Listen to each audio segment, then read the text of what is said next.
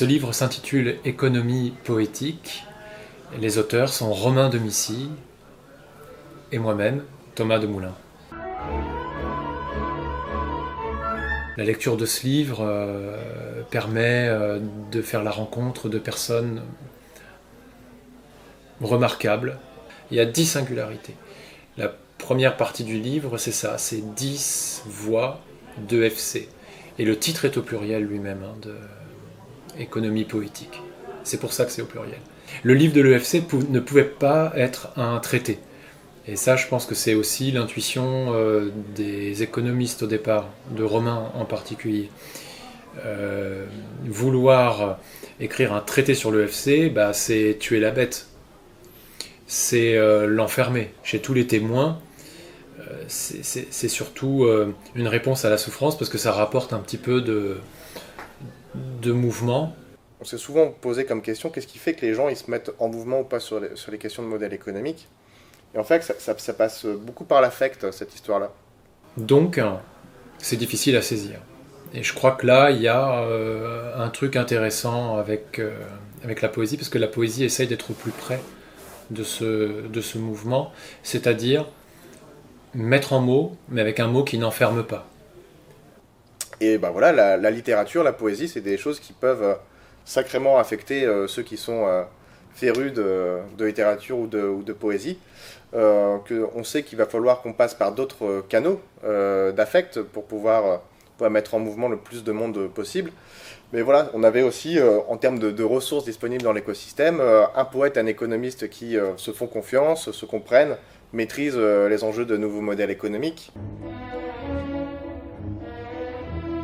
La poésie n'est pas accueillie dans l'industrie du livre, parce que la poésie, finalement, elle dégage ou elle exprime des choses assez invisibles, immatérielles.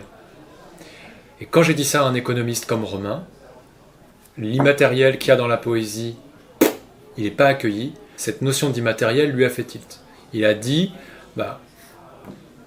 figure-toi que bien des entreprises aussi sont confrontées à ce problème.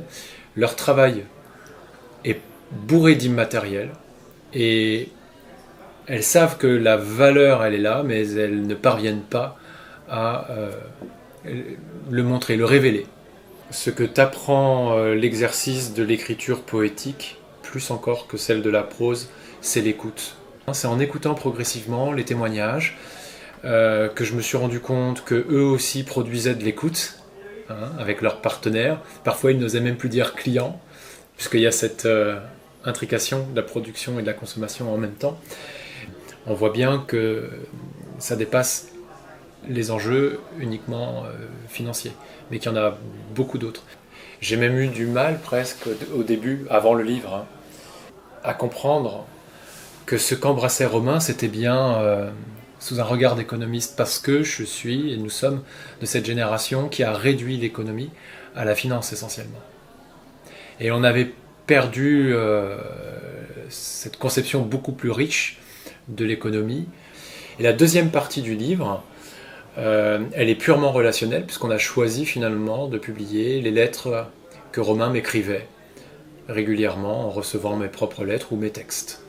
Et ça incarne aussi, je trouve, la dimension éminemment relationnelle et singulière de l'EFC. Le temps de la lecture, c'est une situation particulière. Lorsqu'on est seul, au calme, plongé dans un bouquin, il se passe des choses qui ne se passent pas exactement lorsqu'on est en plein air, typiquement, ou lorsqu'on discute avec quelqu'un. Ça s'ancre davantage, certaines choses s'ancrent davantage et nous affectent différemment. Et donc c'était cette spécificité-là du bouquin qu'on cherchait aussi pour pouvoir toucher davantage les gens et qu'ils se mettent en mouvement. Bon, des fois, lire un livre, ça transforme. Voilà, on ne sort pas indemne d'une lecture. Donc, on peut avoir l'espoir que des personnes qui lisent ce livre découvrent que dans le travail, on peut vivre une forme de créativité, une forme d'émancipation, l'espèce de sagesse qui essaye de se construire avec l'EFC grâce à ces repères-là. Une sagesse.